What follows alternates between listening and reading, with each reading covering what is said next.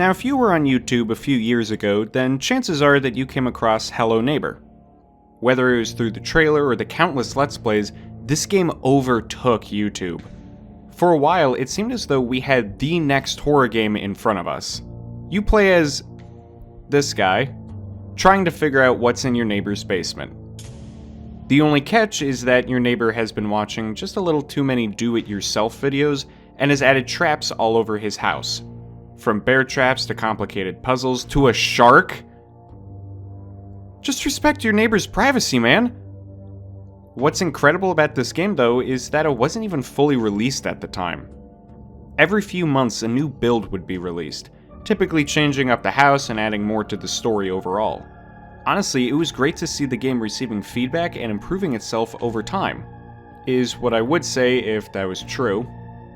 No, instead these versions were released very buggy and led to the game being too infuriating to play.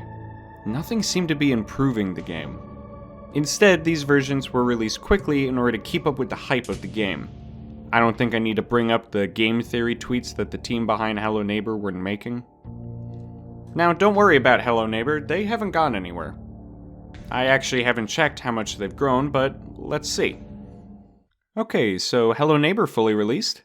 Hello Neighbor Hide and Seek, Secret Neighbor, then there's Hello Neighbor 2, Hello Neighbor VR Search and Rescue. There's a VR game?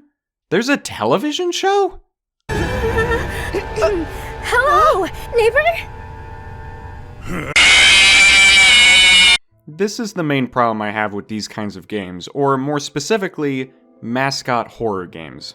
Now, Mascot horror refers to mainly indie games that have a character that's targeted towards kids, and more importantly, it's profitable. Now, I talked about this briefly with the most popular games of all times video, which you can find right up here, that while developers make games to make something fun, they also do it for money. In the case of many recent Mascot horror games, this is no different. On the surface, this wouldn't be much of a problem. Plenty of other popular games also sell merch to their fans, but the big difference between those games and popular indie games is that they're made with the intention of making money and becoming popular, rather than simply making a good game. I think the best example of Mascot horror and the problems I have with it is Poppy's Playtime. On the surface, there doesn't seem to be any problems with it. There's an interesting story, the environments look fun to explore, and it has a mechanic I haven't seen in many other games with the grab pack. Ha! I finally have hands! Hey, high five! But when you actually play the game, it's a bit different. In the first chapter, you don't actually play the game much. Instead, you just walk around and explore this abandoned factory with very little actually happening. Even when Huggy Wuggy, yes, that's his real name, chases you, you just walk away and throw a box on top of him.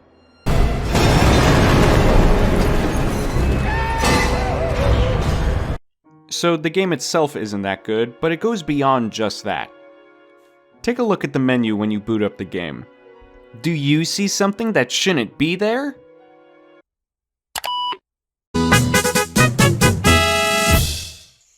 The game entered the world of Mascot horror with the intention of becoming popular and, more importantly for them, profitable. Later, they would make NFTs, and while they later apologized for doing that, the damage was already done. In recent years, it seems as though Mascot horror has been falling, and falling fast. From bad merch to little gameplay to begging the community to play their game, something needs to change, and it needs to be quick. And you know what? It wouldn't even be that hard to do. There's one Mascot horror game that I think did it at the right level, and while it could be improved upon, it was definitely a step in the right direction.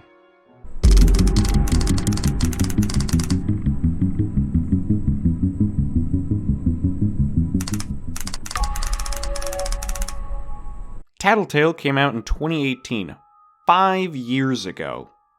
Being that these kinds of games are Mascot horror, it's kinda hard to hide your monster. Your monster is the mascot. But in Tattletale, you get to be with Tattletale, this little Furby knockoff, as you avoid Mama Tattletale. You're in big trouble. Show me Mama. It takes place in a dark house, there's creepy elements, not too many puzzles, and it's reasonably priced. I know this game was popular when it came out, but it didn't quite explode like the other games, so if you haven't already played it, go do it. It's a great game. Now, there are some elements that could be changed with the game. It still leans towards the, oh boy, I can't wait to get a game theory video made about me, and it mainly takes place in the eyes of a child in an environment most known about or have been in, but it didn't overstay its welcome either. And who'd have thought we'd go from this game to the Garden of Banban in 5 years? Nice. You had one job and you messed that up somehow. Look, there's an easy way to fix your Mascot horror games. I'm not playing these games because I want to see the lore. I'm not playing these games because of the different mechanics. No, I'm playing these games because I want to get scared. It's a horror game first. You can still have a profitable monster in your game, that's fine, but it needs to be scary, not something that's just commercially friendly. We had great horror game characters like Pyramid Head and Alma Wade. Now, well, we're stuck with Nab Nab. Make your games scary, dim the lights in your environments, make your mascot creatures actually look scary and fit in the environment. Tell me a scary story without dumping all of this hidden lore in it. Give me a scary game. I've seen a lot of discussion about why Mascot horror games are bad and where it went wrong, but let's actually start making a change. We already know that there's problems with Mascot horror, but they're easy to fix. There's already great Mascot horror games out now, like My Friendly Neighborhood, so I know it's possible. But that's just what I think. What about you? How do you think we can fix Mascot horror games? Let me know down in the comments below. Anyway guys, thank you for watching this video, and remember to chase the chaos.